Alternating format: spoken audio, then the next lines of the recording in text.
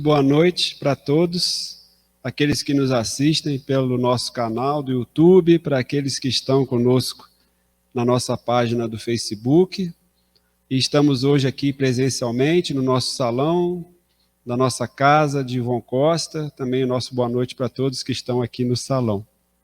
Então é hoje com muita alegria, né, fazendo parte das comemorações do mês de aniversário de 75 anos da nossa casa. Estamos aqui com a presença, né, sendo brindados com a presença do nosso irmão Arthur Valadares. Seja muito bem-vindo, Arthur. Que a paz de Jesus esteja com você e ela está, que o inspire e continue sempre o abençoando. Para quem até dispensa de apresentações, o Arthur, mas a gente fala, né? Então, o Arthur, ele é natural de Patrocínio, em Minas Gerais, e reside, né? Se eu estiver errado, você pode me corrigir, Arthur. Reside em São Carlos, São Paulo. Ele foi um dos fundadores e é coordenador também do Núcleo de Estudos Espíritas do Evangelho Paulo de Tarso, o NEP Paulo de Tarso. E vale a pena, gente, eu falo por mim, de participar das atividades do NEP, né, assistindo aos programas que são desenvolvidos no canal do YouTube do NEP Paulo de Tarso. E hoje, inclusive, o Arthur está aqui com muito carinho junto a nós, e em seguida ele já tem a atividade que ele faz o estudo do livro Pão Nosso, de Emmanuel, por Chico Xavier, às terças e quintas, Arthur, 9h30, terças e quintas, 9h30 da noite, no canal NEP Paulo de Tarso. Muito bem, então vamos fazer uma pequena leitura. Antes de darmos início aos nossos trabalhos, vou trazer aqui um capítulo do livro Vida Feliz, do Espírito Joana de Ângeles, psicografia de Divaldo Pereira Franco. A oportunidade de elevação moral que a vida te permite deve ser aproveitada com sabedoria e imediatamente. A sucessão do tempo é inevitável e, passada a ocasião, ei-la perdida. Tempo e vento que passam não retornam jamais. Assim, utilizares-te proveitosamente de cada ensejo de crescimento íntimo é bênção que liberta. Permanece vigilante, de modo a aproveitares todas as horas da tua existência carnal. Joana de Ângeles. Vamos passar para a nossa prece inicial. Vou convidar a Renata, nossa trabalhadora da casa, para fazer a prece para nós. Boa noite, Arthur. Boa noite a todos. Agora nós vamos acalmar os nossos corações, sintonizar com Jesus, para que ele possa inspirar o nosso irmão Arthur e auxiliar a todos nós e nesses momentos que estamos necessitando, seja do que for, que a espiritualidade sabe perfeitamente. Agradecemos, Senhor Jesus, a oportunidade de estarmos reunidos em seu nome, recebendo seus eflúvios harmoniosos, medicamentosos, que nós possamos nesse instante, apesar de cada um em seu lar, apesar de reunidos aqui alguns amigos queridos, estamos todos unidos num só ambiente espiritual. Que a equipe de nossa casa querida nos assista, que os mentores espirituais, trabalhadores de Jesus, sejam conosco, envolva o nosso irmão, para que ele possa, Senhor, sob a inspiração, lembrar-se de tudo que preparou com tanto amor para nós. Agradecemos e pedimos licença para o início do estudo da noite. Que assim seja.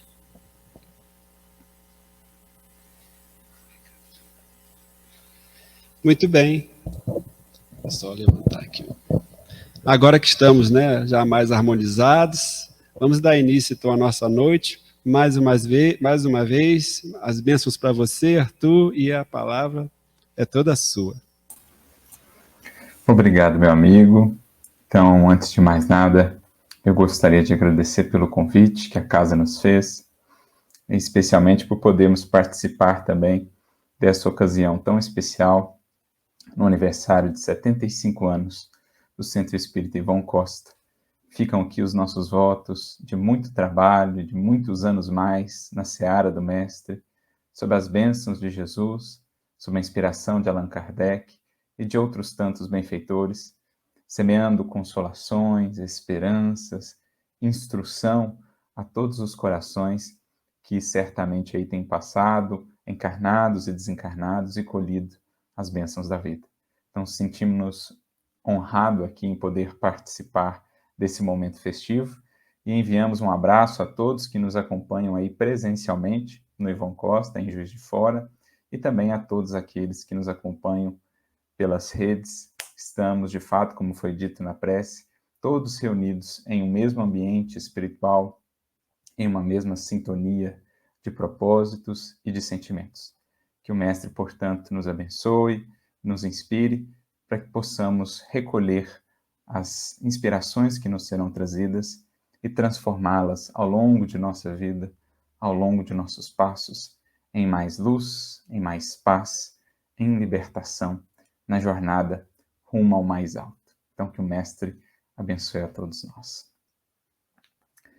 No grande dia do Calvário. É assim que o nosso querido benfeitor Emmanuel resolve intitular um dos capítulos mais significativos da sua primeira obra mediúnica em formato de romance, trazendo ali, um relato histórico de experiências por ele mesmo vividas ao tempo de Jesus. Por meio desse título, já por si impactante, no grande dia do Calvário, compartilha ele conosco, ao longo deste capítulo, memórias que certamente ficaram gravadas de maneira indelével no seu espírito, no seu coração. Pois participava ele ali de um momento culminante, de um ápice, de algo realmente singular na história da humanidade.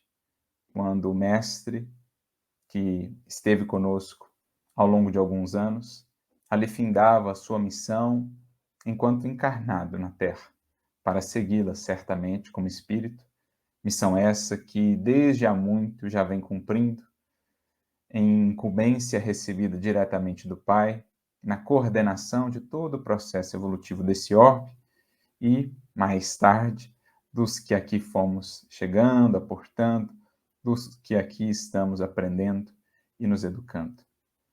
Então, Emmanuel, à época, senador romano, Públio Lentulus, compartilha-nos as experiências, as memórias por ele ali vividas, naquela circunstância tão significativa que, de certo modo, representou aquela encarnação, bem como esses momentos, representaram um divisor de águas para a sua existência. E nesta semana em que nós nos rememoramos desses últimos momentos de Jesus entre nós, quando aqui esteve encarnado, na chamada Semana Santa, quando, a começar pelo Domingo de Ramos, passando pela paixão, culminando com a crucificação e posteriormente a ressurreição, anualmente nós nos relembramos desses momentos, desse fecho da tarefa de Jesus entre os homens. Aproveitando, portanto, essa circunstância, nós nos propomos aqui a mergulhar nessas memórias, buscando senti-las com a carga de emoção que Emmanuel soube tão bem imprimir em toda a obra, mas especialmente nesses momentos, em que ele relata os seus contatos diretos com o Mestre Divino. À época, ele não pôde compreendê-lo, não pôde alcançar toda a altura e a magnitude daquele espírito que estava diante de si. Não aceitou de pronto o convite que lhe foi feito às margens do Tiberíades. Mas nós sabemos que não tardou muito para ele aceitar.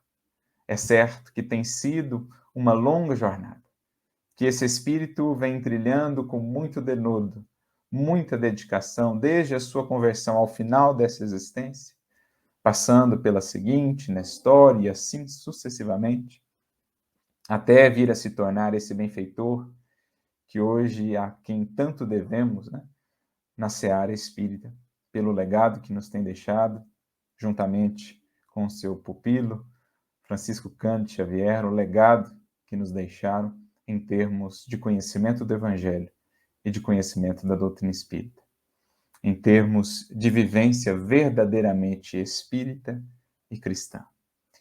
Nosso intuito, portanto, é mergulhar nesse mar de emoções e de lembranças, buscando divisar o que Emmanuel quis dizer com esse título, no grande dia do Calvário. Por que grande dia?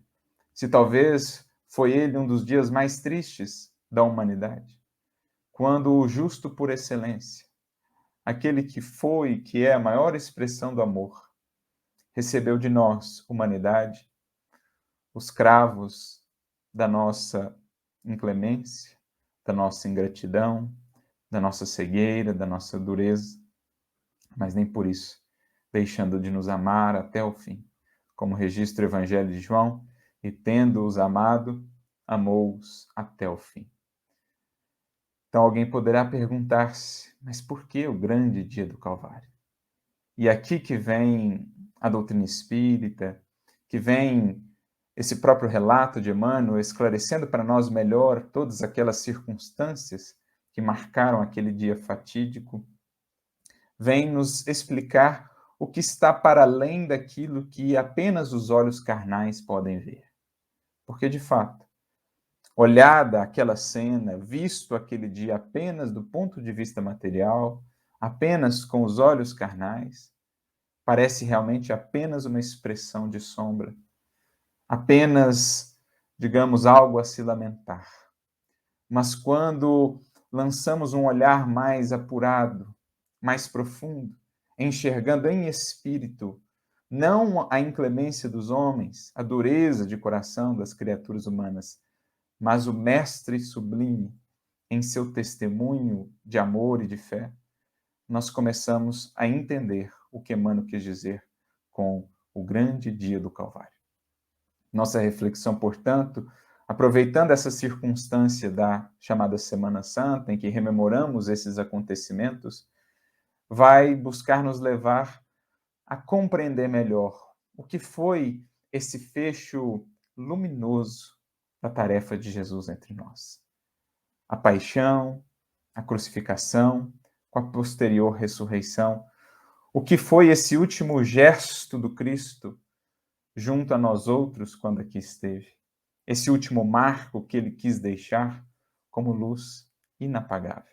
É isso que Emmanuel vai tentar descrever para nós, recorrendo também a outras contribuições dos Espíritos que em muito iluminam a pobreza ainda do nosso entendimento, sobretudo para questões tão magnas, para exemplos e atitudes tão sublimes, que ainda não conseguimos alcançar em toda a sua totalidade. Em determinado momento, portanto, do texto, Emmanuel dirá, com toda a carga do seu coração, das suas lembranças: o senador fez questão de aproximar-se do supliciado, nas suas provações dolorosas e extremas. Aquele rosto enérgico e meigo, em que os seus olhos haviam divisado uma auréola de luz suave e misericordiosa. Nas margens do Tiberíades, estava agora banhado de suor sangrento, a manar-lhe da fronte dilacerada pelos espinhos perfurantes, misturando-se de lágrimas dolorosas. Seus delicados traços fisionômicos pareciam invadidos de palidez angustiada e indescritível. Os cabelos caíam-lhe na mesma disposição encantadora sobre os ombros seminus, e todavia estavam agora desalinhados pela imposição da coroa ignominiosa.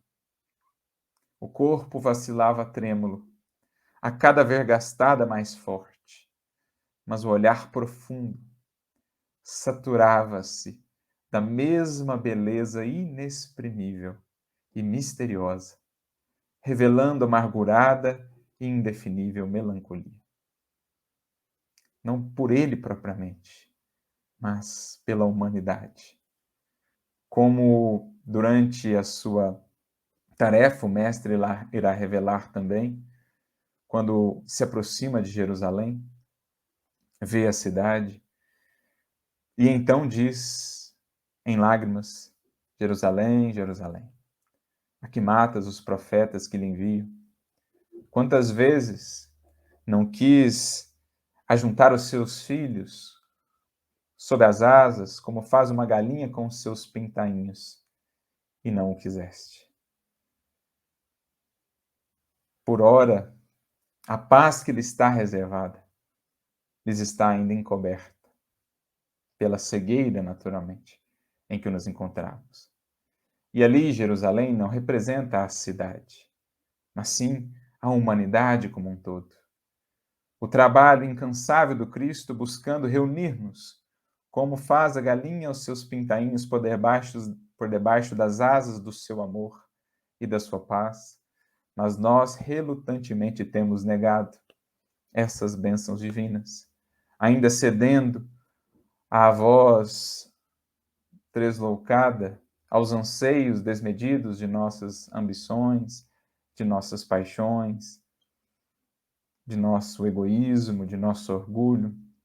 Mas conta-nos o evangelista que Jesus chorou, mas uma melancolia que sequer tentamos ou ousamos descrever. É certo que não é marcada ela pelo desespero, que não é marcada ela pela dúvida, porque ele está em plena comunhão com o Pai.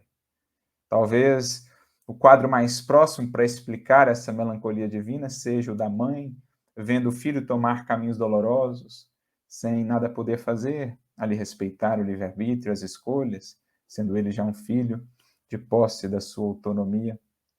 Assim também Jesus, a vislumbrar o que a humanidade, com os seus gestos, preparava para si, escolhendo caminhos de dor, escolhendo caminhos de sofrimento, expressava ao mesmo tempo no olhar uma celestial melancolia, mas também uma inexprimível beleza, porque encobrindo, envolvendo, suplantando essa melancolia, certamente havia e há um infinito amor que confia, que vê o futuro, que não tem apenas convicção, mas absoluta certeza da redenção. E por isso mesmo promete estar conosco até a consumação dos séculos. Era mais ou menos esse o quadro, era mais ou menos essa afeição que o senador romano orgulhoso conseguia lhe divisar naquele simples Galileu. Embora o orgulho, ele, de certo modo, sentia-se tocado, sentia-se impactado por aquele rosto, por aquela afeição, por aquele olhar mais uma vez, assim como havia ocorrido algum tempo antes, às margens do Tiberíades. E quantos espíritos não têm sido impactados por esse olhar?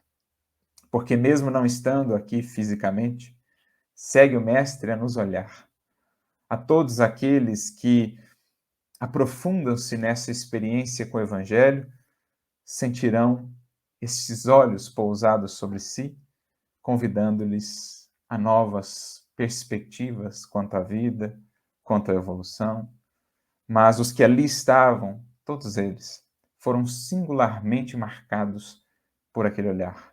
Quantos espíritos já não tivemos oportunidade de ver, seja em obras espíritas ou mesmo em reuniões, a mencionarem que tiveram esta oportunidade, esta ocasião. E mesmo endurecidos à época, nunca mais puderam esquecer aquele olhar, que trazia tanto, que trazia tamanha profundidade.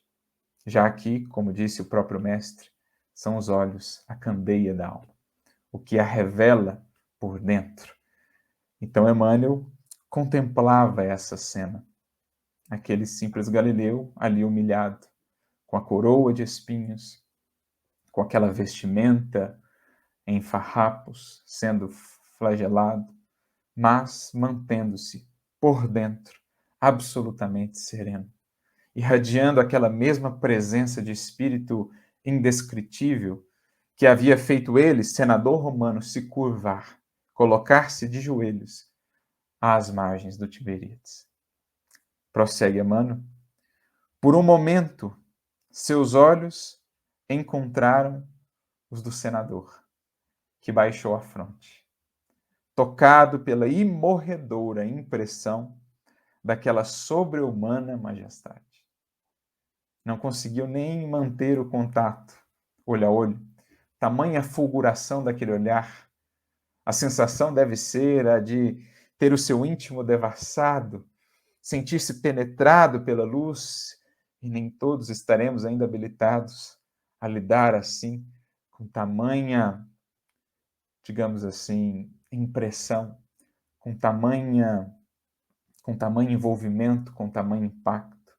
E ele então logo desvia o olhar, mas fica marcado por aquela imorredoura impressão que, passados mais de 1900 anos, ele descrevia então nessa obra, e a gente quase que pode tocar o sentimento que ressalta, né, que exala dessas palavras. Mas nós sabemos como se dá o desdobramento desse dia, como os fatos vão se sucedendo. Após o flagelo que Pilatos impõe a Jesus, tentando acalmar a sanha da multidão, ainda assim a multidão não se acalma. Os fariseus, doutores da lei, buscavam de todas as maneiras criar ali intrigas, criar ali calúnias, para realmente conseguirem o seu intento, que era eliminar o Messias. Então começam a difundir que aquela oscilação de Pilatos, que não queria num primeiro momento condenar Jesus à morte, inclusive a sua esposa Cláudia havia sonhado na noite pregressa, né, um sonho profético para que ele não se comprometesse naquela questão, para que ele não se para que ele pensasse muito bem nas escolhas que tomaria diante do justo. Ele, num primeiro momento, não queria, então, levá-lo, né, à condenação propriamente, porque não via nele culpa alguma, mas começam as intrigas, os fariseus, acusando Pilatos de fraqueza, talvez de não estar mais sendo tão fiel a César, e etc. Aquilo desperta a ira, a cólera de Pilatos, e também a multidão que parecia realmente determinada em conseguir aquela condenação, ameaçando mesmo uma rebelião de mais larga escala, e Pilatos, temendo perder o controle da situação, acaba por ceder, e então, no gesto simbólico da lavagem das mãos, entrega o mestre para a crucificação. Por isso, mais adiante, ainda em seus relatos, Públio Lentulus, nosso querido Emmanuel, dirá a respeito de Jesus: até o momento de sua saída sob a cruz, ninguém se interessara por ele, junto à autoridade do governador da Judéia. Como nós sabemos, pela própria obra, apenas Lívia, a esposa do senador, havia buscado ali algum meio de interceder por ele, sendo, no entanto, tolhida, limitada pelo próprio Pilatos, pelas circunstâncias das coisas, do momento. Mas, até o momento, sob a saída da cruz ali, até o momento da saída sobre a cruz, ninguém havia intercedido por ele. Depreendia daí o senador que, quantos seguiam o mestre de Nazaré nas margens do lago em Cafarnaum, o haviam abandonado inteiramente.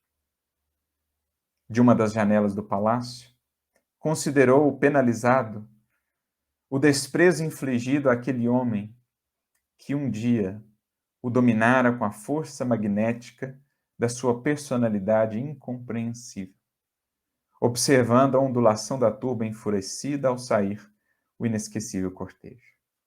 Então, mesmo ele, o senador, que não havia conseguido alcançar a dimensão daquele espírito e havia recusado o convite que o mestre lhe havia feito, ali se sentia penalizado, porque, embora não compreendendo as ideias de fraternidade, de humildade, sobre as quais o Messias havia lhe falado, ele percebia que existia ali um coração caridoso, existia ali um justo. E vê-lo naquela solidão, abandonado pelos seus e por aqueles a quem tanto beneficiara, mesmo a multidão que agora clamava pela sua crucificação, ele se sente penalizado. É o primeiro arroubo, talvez, de sentimento que mais tarde haveria de levar aquele coração a entregar-se dali para os séculos por vindouros ao Evangelho. Ali, o coração de Públio Lentulus começava a se sensibilizar, de fato, ao toque do amor de Jesus. Demandaria ainda um tempo, pois, como sabemos, depois ele entra num processo com relação à Lívia, né, de insulamento, de profundo egoísmo, de dureza, que mais tarde somente, ou do qual somente mais tarde despertaria. Mas ali já temos os primeiros traços dessa sensibilidade a se desenvolver. Ao lado do mestre, não se via mais a carinhosa assistência dos discípulos e seus numerosos seguidores. Apenas algumas mulheres, entre as quais se destacava o vulto impressionante e agoniado de sua mãe, o amparavam afetuosamente no doloroso e derradeiro transe. O calor era sufocante naquele momento do dia. À distância, à medida em que o cortejo foi se afastando, ouviam-se apenas o relinchar dos cavalos e o tinir das armaduras. E então, Emmanuel conclui o parágrafo, ou melhor, o capítulo.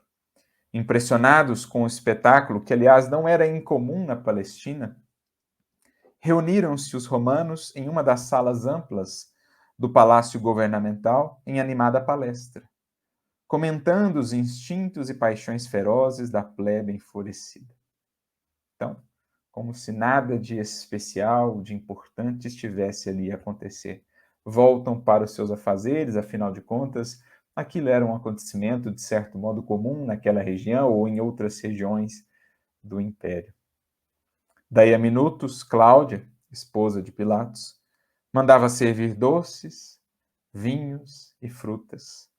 E enquanto a conversação timbrava os problemas da província e as intrigas da corte de Tibério, mal imaginava aquele punhado de criaturas que na cruz grosseira e humilde do Gólgota ia acender-se uma gloriosa luz para todos os séculos terrestres. Mal imaginavam aquelas criaturas, os que estavam ali nos arredores de Jerusalém para a festa da Páscoa, que naquele pequeno monte, naquela cruz tosca, haveria de se acender uma luz inextinguível para a história da humanidade.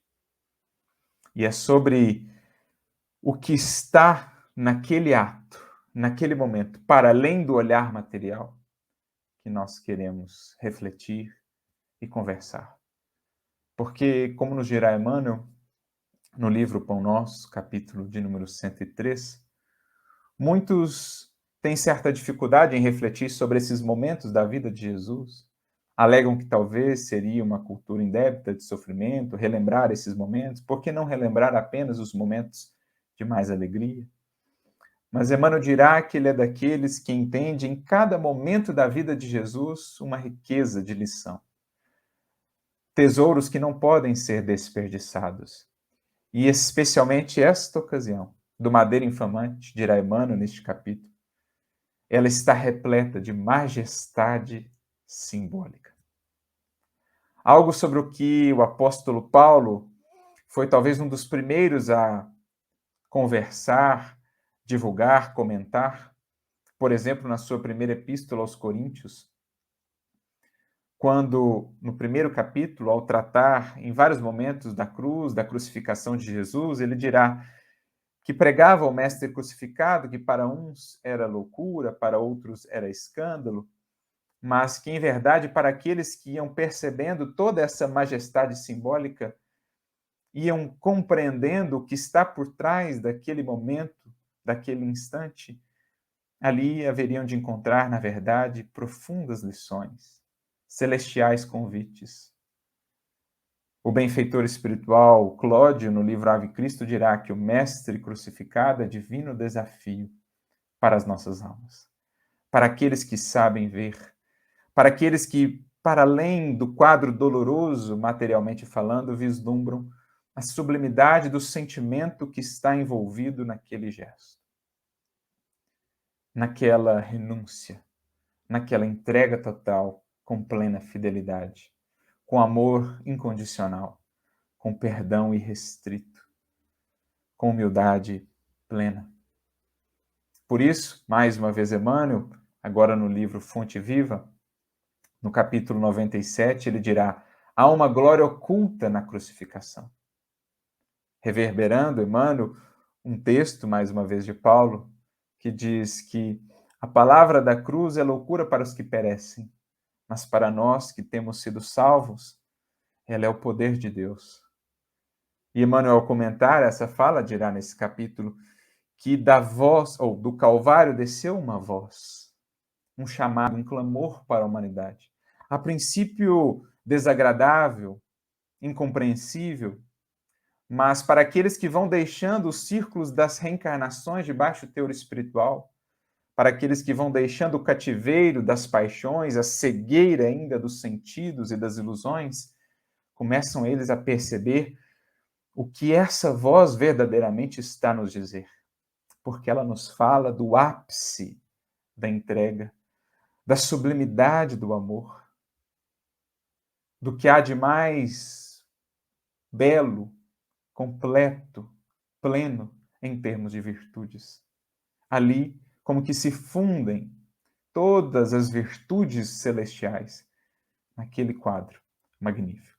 Por isso ele diz nesse capítulo: há ali uma glória oculta na crucificação. Antes do Mestre, muitos foram aqueles que morreram do mesmo modo. No entanto, a cruz, o madeiro de Jesus, acrescentará Emmanuel em outro momento, se tornou inesquecível, se tornou único, uma luz inextinguível pela qualidade do sentimento com que o Mestre a ele se entregou, sem qualquer exigência, sem qualquer reclamação, sem qualquer revolta, sem qualquer desejo que não o de servir ao Pai em plenitude e o de seguir amando, mesmo aqueles que o abandonavam. É aí que está esse grande dia do Calvário, visto pelos olhos do Espírito. E para complementar ainda mais esse nosso entendimento, essa ampliação de perspectivas e de visão, que convida, no fundo, a uma depuração do nosso sentimento, que nos convida a ver a vida por um novo olhar, aprendendo a valorar as coisas e as atitudes de maneira diferente, recorremos nós a um outro texto que muito nos impactou sobre esse grande dia, sobre a paixão do Mestre, sobre a crucificação, com a posterior, naturalmente, ressurreição, como a nos dizer implicitamente que é por meio das cruzes da vida que vamos encontrando a vida nova e renovada. É só sabendo levá-las ao Gólgota de nossos testemunhos, no cumprimento de nossos deveres, que haveremos de encontrar a verdadeira liberdade e a ponte de ascensão para novos planos espirituais. Talvez por isso a cruz nos remeta à figura de uma seta a nos apontar para o mais alto, como a nos dizer que ela a que nos projeta. As nossas cruzes, e cada um terá as suas, são elas as que nos projetam efetivamente a uma libertação do espírito que tanto temos ansiado e ainda não temos encontrado, porque ainda estão cativos às nossas ilusões, à materialidade. Até nisso a cruz nos ensina em nos tirando da terra. Jesus ali foi tirado da terra e colocado entre a terra e o céu. Assim também nossas cruzes vão aos poucos nos descolando do terra a terra da vida. São nas experiências mais desafiadoras que nos impelem a voltarmos a nós mesmos, a mergulharmos mais profundamente em nosso íntimo, a analisarmos e verificarmos a exiguidade, a efemeridade de tudo que está fora de nós, para então aprendermos melhor a identificar e a valorizar a perenidade daquilo que vamos construindo por dentro de nós. A cruz vai fazendo isso, ela vai nos descolando da terra e nos projetando, ainda que alguns centímetros, um pouco para mais alto. Mas é essa seta que vai gradualmente, ao longo das existências, nos cursos, ou no curso das transmigrações, vai nos projetando cada vez mais em direção aos páramos que um dia veremos de alcançar, na integração dos discípulos que ora somos com o Mestre em seu perfeito amor, quando libertos estivermos de nosso cativeiro. Então, para refletirmos sobre isso, recorro a essa outra mensagem de uma coletânea que muito admiro dessa coletânea aqui do País da Luz. Esse é o volume de número 4, são 4 volumes ao todo. O médium é Fernando de Lacerda, um grande médium português, daqueles ali precursores mesmo, né, daqueles primeiros tarefeiros, que viveu inclusive um tempo no Brasil. Fernando de Lacerda viveu ali no final do século XIX, né, início do século XX, não me lembro ao certo quando ele veio a desencarnar, mas ele viveu um tempo no Brasil também. Inclusive ele é citado, por exemplo, na obra Memórias de um Suicida, por Camilo Castelo Branco. Camilo Castelo Branco foi um dos espíritos que se manifestaram por ele, foi por meio de Fernando de Lacerda que Castelo Branco trouxe as suas primeiras mensagens de além-túmulo, né? Antes mesmo de escrever a obra por Ivone do Amaral Pereira. Então, Camilo Castelo Branco cita com muito carinho na obra.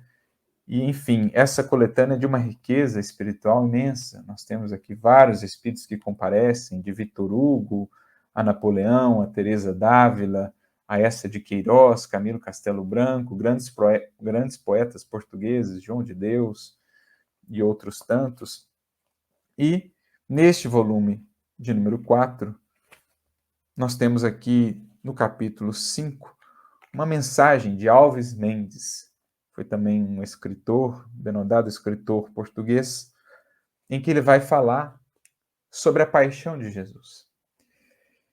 E o entendimento dele sobre toda essa cena vem bem ao encontro daquilo que Emmanuel já preparou aqui para nós, com as suas memórias, com esse título, e é realmente de nos impressionar, assim, como um espírito mais trabalhado, né, na sensibilidade, mais aprimorado na percepção espiritual, consegue extrair reflexões tão belas, de passagens aparentemente tão desafiadoras do Evangelho, ou que talvez pareçam assim apenas descrever um fato histórico, conseguem ali os espíritos extrair reflexões que fazem parte mesmo dessa sabedoria da vida que vai compondo os quadros e os cenários do próprio Evangelho, de modo que tudo tenha significação, de que tudo possa fazer algum sentido na nossa existência, na nossa experiência agora. Essa é a bênção mesmo do estudo do Evangelho, contínuo, constante, na medida em que ele vai se alargando, e isso ocorre porque também nós, enquanto espíritos, vamos alargando as nossas possibilidades de entendimento e de sentimento, a gente vai descobrindo um evangelho sempre cada vez mais belo, grandioso em suas expressões, nas verdades que nos traz, na luz que nos projeta. E essa mensagem, a primeira vez que a li em lágrimas, porque é realmente muito marcante. Não a lerei inteira, porque é uma mensagem, de certo modo, extensa, mas aqui nós recolhemos alguns trechos que julgamos possam ser úteis para que não fiquemos apenas numa reflexão histórica sobre os fatos dolorosos que lá se deram naquele dia, mas para que conectemos esses fatos à nossa vida. Para que saibamos aprender com o que ali se deu, com o testemunho e exemplificação de Jesus, com toda aquela majestade simbólica, e disso extrair recursos e elementos para a nossa sublimação hoje, para que nós também tenhamos a força, a resolução, a firmeza de tomar nossa cruz aos ombros e levá-la ao calvário de nossos testemunhos, com fidelidade, com esperança, com amor, porque só assim com o Senhor estaremos conseguindo o nosso passe de liberdade para outras esferas da vida, para maiores possibilidades de servir, de amar, de compreender a glória divina e de expressá-la de algum modo por meio de nós, por meio do nosso coração. Por isso, Alves Mendes inicia sua mensagem dizendo o seguinte: Paixão de Cristo. Rememora mais uma vez a humanidade, o ato culminante da grande tragédia divina, em que o justo, subindo o cerro escalvado do Calvário, deixou lá o exemplo da sua vida terrena, a alumiar as gerações que haviam de vir. Então, olha, essa mensagem, ela veio antes, inclusive, dos relatos de Emmanuel. E aqui ele trabalha essa mesma simbologia com a qual Emmanuel finaliza o capítulo. Mal sabiam os corações que naquele cerro escalvado, aquele pequeno monte agreste, e por meio daquela cruz tosca e rude, ali ficaria uma luz a alumiar as gerações que haviam de vir. Nessa vida de Jesus, prossegue ele, tão humilde, tão pobre, tão grande, tão generosa, votada ao amor, votada ao sacrifício, pôs Deus todos os tons da luz que pudessem ficar servindo de farol ao cérebro, ao coração e à ação de todos os homens. Jesus, portanto, em sua vida, em sua mensagem, meus amigos, ele sintetiza todas as cores num esplendor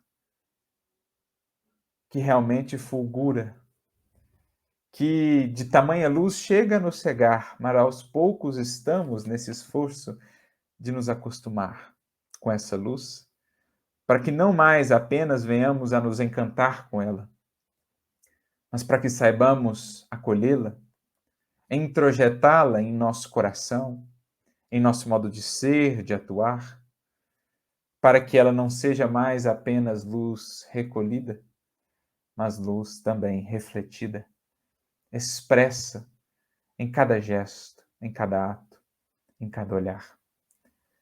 É o que nós estamos a buscar quando os Espíritos definem para nós Jesus como sendo modelo. Quis Deus que ele fosse esse referencial, esse farol que sintetiza, que reúne todos os tons da luz, atendendo aos Espíritos nas mais diversas condições, graduando-se, inclusive, na expressão da luz, de modo a atender a cada espírito, a cada consciência na faixa em que está, de evolução e de entendimento. O Evangelho não nos revela a sua luz inteira, toda, de pronto, imoderadamente, não. Por isso mesmo o Mestre utilizou-se das parábolas, das metáforas, que atuam como filtros a condicionar a luz à capacidade perceptiva de cada criatura que se aproxima do Evangelho. Como encontramos no livro Os Mensageiros, no capítulo de número 11, o Evangelho é livro divino e não revela o seu tesouro oculto senão à medida em que vamos nos libertando da cegueira da vaidade e da ignorância. Vamos descobrindo novas colorações, novas tonalidades, novas belezas no verbo sublime e encantador do Mestre, novas sutilezas inspiradoras e encantadoras no seu modo de agir e de proceder. A todos aqueles que buscam aprender com o livro divino, com esse livro da vida. Prossegue ainda Alves Mendes, e como se não fosse bastante o exemplo em que cada ato dele surge, a lição que vem de cada palavra, a luz que irradia de cada ideia, o conforto que se colhe de cada uma de suas consolações, a paz que se encontra em cada um dos seus conselhos, a felicidade que se bebe em cada uma das suas esperanças, a certeza que nos vem de cada uma das suas afirmações, ou seja, já não bastasse tudo isso, a verdade que rompe de toda a sua ação, ainda da sua morte, nos vem lição preciosa de resignação à dor, de submissão à vontade de Deus. De piedade ou de abnegação às grandezas e às doçuras da vida, e de piedade e de perdão para todos os que, neste mundo, cegos de paixão, inveterados de ódios, cortejando a injustiça, martirizando a inocência e cometendo, jubilosos e felizes de altivez, o supremo ato de ingratidão, fazendo só o mal a quem só lhes fez o bem. Então não bastasse tudo o que se expressa da sua vida, mesmo a sua morte, irradia para nós lição, ensinamento, reflexão, que séculos não foram capazes de esgotar, de delimitar. Por mais avancemos no tempo, mais o Evangelho parece se engrandecer e se dilatar ao nosso entendimento e ao nosso coração. E aí ele vem falando, então, do trabalho de Jesus, renovando por completo as bases em que a sociedade haveria de se refundir, de se reconstruir no transcurso dos séculos, renovando por completo o entendimento do que seja glória, do que seja grandeza, do que seja triunfo. Ele vem comentando sobre tudo isso e fala, naturalmente, das resistências, então, que ele despertou. Nunca ele recorreu à violência, à imposição. No entanto, pela luz mesmo que acendeu, acabou por incomodar aqueles que nos comprazíamos ainda nas sombras e que, tentando manter aquele status quo, tentando manter ainda o modo de funcionar e de operar do mundo e da humanidade, os falsos princípios pelos quais nos regíamos e ainda temos nos regido, intentamos, então, eliminá-lo. E aí ele diz que mesmo apesar disso, apesar desse projeto de eliminar ao mestre, em tudo quiseram dar exceção mais adiante, né? Que só revestia grandeza ao cenário e ao desenrolamento do drama de que havia sair, como milagrosa maravilha, a luz redentora da humanidade. Então, por mais que marcássemos esse nosso gesto para com o mestre com requintes de ingratidão, de crueldade, tudo aquilo só fazia engrandecer ainda mais aquela cena, aquela memória na história da humanidade. Porque a sombra outra coisa não faz senão apenas emoldurar ainda mais a luz. Dar ainda mais destaque à luz. Quanto mais intensa a sombra, mais refulge a luz. E assim foi em relação a Jesus. Por mais que quiséssemos dar exceção àquele ato, marcá-lo como singular e único para, de uma vez por todas, eliminar aquela ideia que com ele vinha, que com ele nascia, não conseguimos senão destacar aquela ideia ainda mais. Por mais que os seus algozes buscassem eliminá-lo para fazê-lo esquecido de uma vez para sempre, não conseguiram senão gravar indelevelmente na história da humanidade e dos corações a sua figura e a sua mensagem. A cruz, que deveria ser instrumento de humilhação, porque era algo infamante naquela cultura, que deveria ser, portanto, um marco do pleno esquecimento daquele louco Galileu, acabou por se tornar a sua maior glorificação, como Paulo mais tarde destacaria na sua epístola aos Coríntios. E aí ele prossegue no próximo parágrafo. Parecia que, propositadamente, os algozes do mestre procuravam efeitos simbólicos e expressivos. Sem que o soubessem, acabavam por conferir ainda mais destaque àquele acontecimento. Até quando quiseram rebaixá-lo, colocando-o entre os dois facínoras maiores que povoavam as suas prisões, assim eles, traziam mais simbologia. Simbólico e belo. Ninguém que adorasse o Cristo e tivesse a previsão profética do futuro e a consciência justiceira do passado, o faria melhor. E para quem nada falhasse a cor, nem a expressão, sucedeu que desses facínoras, em meio de que ficava o justo, um era endurecido no crime, impenitente e mau. O outro, arrependido, convertido e humilde. Eles eram o símbolo da humanidade. Então, o que Alves Mendes está dizendo?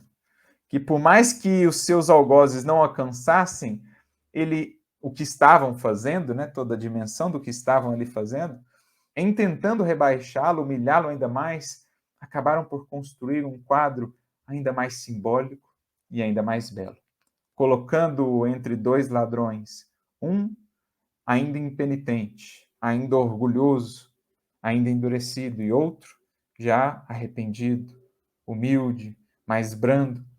Ali eles colocavam o mestre no meio deles como a representar um divisor de águas. Ambos representam condições da humanidade e o mestre ao meio, um divisor de águas. Por isso ele continua: que é Jesus entre a humanidade? que representa, que é a sua ação? Quem não vê que ele, desde que da sua boca começaram a soltar-se palavras de perdão, paz, de vida, como do sol, ao aparecer do escuro da noite, começam a soltar-se chispas de luz que vêm iluminar o mundo, ele não é outra coisa que o intermediário entre o mal e o bem, como a aurora entre a noite e o dia. Olha que linda composição. O primeiro ladrão, ainda impenitente e endurecido, a representar um estágio da humanidade, de muitos corações ainda na terra. O segundo, a representar aqueles que já ao contato do Mestre, tendo passado por esse divisor de águas em sua experiência, começam a construção de um novo estado íntimo. Começam, enfim, a adentrar o paraíso, como diz o próprio Mestre, né, na frase que às vezes é mal interpretada, como se Jesus prometesse o céu pleno ao indivíduo apenas pelo arrependimento, mas não.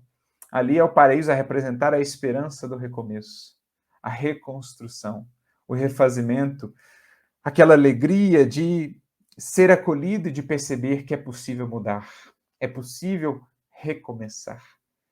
Jesus no meio a representar para nós essa guinada, essa mudança tão significativa de vida, de horizontes, de perspectivas. Claro, o início de um processo todo a ser efetuado, uma longa caminhada a ser trilhada, mas já um marco a representar um antes e um depois. Talvez por isso ele tenha, inclusive, dividido a própria história da humanidade. Mas prossegue aqui Alves Mendes. Quem não vê que ele tem estado desde então e continuará a estar entre a treva e a luz, entre a mentira e a verdade, entre a vingança e o perdão, entre a guerra e a paz, entre o desespero e a esperança. É ele que, do escuro da ignorância e da perversidade, vem arrancando e trazendo para a luz da perfectibilidade os pobres espíritos atrasados e transviados. Que das doutrinas errôneas vem trazendo os intelectos para a luz verdadeira. Que dos antros da raiva e do ódio vem conduzindo os infelizes para as regiões do amor. Que das imperfeições humanas que das imperfeições humanas de que resultam as rixas e as guerras, vem conduzindo pela brandura e pela mansidão das suas doutrinas para a prometida paz universal. E que dos pélagos onde sofrem as almas e os corpos, em estremecimentos de exaspero, que supõem infinito, como num lendário inferno inconcebível, vem trazendo ele, os infelizes, em procissão de riso e de amoroso conforto, para os reinos azulados da esperança. Olha que maravilha esse entendimento, gente. O mestre entre aqueles dois personagens a representarem o nosso ontem e o nosso amanhã com Jesus. O ontem sem ele, o amanhã a começar no presente com ele. Como diria Paulo em uma de suas cartas, outrora erais treva, mas agora sois luz no Senhor. Caminhai como filhos da luz. Continua o Espírito. Bem fizeram em pô-lo entre o mal e o bom ladrão. O mal era o passado, o bom seria o futuro. O mal era o irredimido, o bom era o redimido. O mal era o homem, o bom viria a ser o anjo. O mal era o mundo, o bom seria o céu. O mal era a humanidade terrena, caída em expiação na terra pelos seus vícios, pelas suas torpezas, pelas suas qualidades más. O bom seria a humanidade liberta, que viria a povoar os espaços, purificada pelo arrependimento, pela luta, pela virtude, e ascenderia em avançadas, quentes de luz, em bandos felizes de convertidos e purificados aos mundos melhores, de mais ideal perfeição, até atingirem a felicidade suprema dos puros servidores do Pai. E não foi só a vontade dos homens que representou na simbólica companhia do justo a sua ação eterna. Até a natureza se associou, porque o dia fechou, os relâmpagos, né, cortaram os céus naquele momento fatídico. Até a natureza, portanto, se associou, fazendo que no instante supremo em que o maior dos espíritos se libertava da carne que lhe fora cárcere e instrumento, a terra tremesse, o céu se caliginasse e os raios cruzassem convulsivamente os espaços negros em fulgurações de luz. E a natureza dizia assim que a vida daquele que na terra morria ignominiosamente, sendo o justo, aluíra e derruíra um passado que era treva no mundo e o sulcara com a sua luz rápida e deslumbrante. As velhas sociedades tremiam e a escuridão ficava cortada, rajada de luz, que a faria desaparecer na continuação dos tempos. Até a natureza, como a dizer, que ali iniciava-se um processo sem mais retorno, que ao longo dos séculos haveria de fazer as sombras cada vez mais perderem espaço para o fulgor e o poder da luz, a se expandir, a se irradiar cada vez mais amplamente por meio dos corações no mundo. A morte de Jesus a tudo traz exemplo e conforto. Quem há no mundo que, sentindo-se infeliz, voltando os olhos do seu espírito em tribulação para o escalvado cerro de Jerusalém, se não sinta menos desgraçado? E então, mais adiante, que cada homem na terra, bom ou mau, pobre ou rico, onipotente ou escravizado, feliz ou infeliz, chorando em desesperos ou rindo em venturas, volva por um instante o seu pensamento ao espetáculo único de há 2000 anos. Que há 2000 anos se representou numa velha cidade tórrida da Judéia. Medite, penetre a lição suprema que de lá irradia em ondas de som, de luz, de cor, de perfume para todos nós. Essa, meus amigos, é a majestade simbólica que Emmanuel quis para nós destacar. É a grandeza dos sentimentos que ali estão sumarizados, na plena doação, na caridade em seu mais alto nível, naquele que, abandonado por tantos, soube pensar em todos, a todos ou por todos rogou a Deus, pedindo perdão para a nossa ignorância ainda, para a nossa dureza de coração. Lembrou-se de cada um dos discípulos seus, voltando mais tarde, desejando-lhes, em suas primeiras palavras, paz, sem qualquer reprimenda, sem qualquer reclamação. Até mesmo de Judas, o discípulo, o coração querido e invigilante que havia se precipitado, mesmo no madeiro, Jesus dele se lembrava, como nos dirá Humberto de Campos, numa belíssima mensagem intitulada O Anjo Solitário, em que nos fala de um dos últimos pedidos de Jesus, quando, visitado por cortes e mais cortes angélicas, de repente recebe a visita do mais luminoso dos anjos, que fende os céus, coloca-se ali aos pés da cruz, em sinal de reverência, e então cola o seu ouvido aos lábios, cerrados praticamente de Jesus, que então apenas balbucia, dando-lhe uma ordenação, e aquele anjo sai célere em missão, a ele designada por Jesus. Dirá Humberto de Campos, a missão daquele anjo da caridade seria a de amparar a Judas, que havia acabado de se suicidar. Um amor, portanto, que, como nos disse João, amou-nos até o fim. Não somente aquele fim da sua existência material, mas um amor que há de nos amar até o fim, de um tempo na terra, até a consumação dos séculos, para que adentremos novos tempos, para que adentremos, enfim, novos horizontes em busca do reino de Deus, que há de nos unir um dia a todos no amor sem fim de nosso Pai, do qual Jesus tem sido para nós a máxima expressão.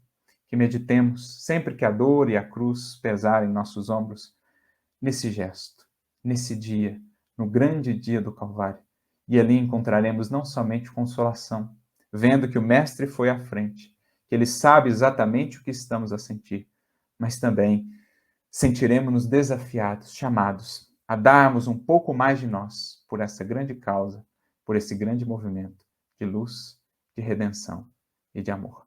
Que Jesus nos abençoe a todos e nos inspire, e que saibamos seguir com coragem, nele inspirados, o nosso Calvário, para também podermos expressar, ainda que pequenina, nossa luz ao mundo, fazendo coro ou reunindo-nos, unindo-nos a Jesus nesse acender das luzes que há de marcar para a humanidade um novo tempo. Muita paz e muita luz a todos. Que Jesus lhes abençoe sempre. Arthur, nós agradecemos de todo o nosso coração por essas reflexões dessa noite que nos trazem tanta fortaleza, tanta serenidade, que nos trazem pensamentos, né, e reflexões para que a gente realmente, né, assim como ele disse para o bom ladrão, que a gente esteja com ele realmente no nosso coração, né? E a partir de hoje, se nós não começamos ainda, que a gente comece porque estamos em tempo. E ele nos prometeu que o seu evangelho iria chegar a todo mundo. E a gente transmite a você, né, as nossas boas vibrações, para a sua cooperação como trabalhador, como divulgador do evangelho, à luz da doutrina libertadora dos espíritos, e como alguém que pratica o evangelho, que nós temos a certeza disso, que a gente também possa caminhar, né? Apesar das nossas pequenezes, todos nós aqui, mas que a gente possa realmente caminhar junto a Jesus, né? Para que ele esteja conosco em nossos corações, nas nossas ações. Leve o nosso abraço, né, virtual, todos aqui presentes e todos que estão na internet, e foi uma grata satisfação você estar conosco. E que, se Deus quiser, né, em oportunidade futura, possa retornar à nossa casa, seja virtualmente, seja presencialmente, será muito bem recebido. Nossa gratidão. Obrigado, meu amigo. Uma ótima noite para você.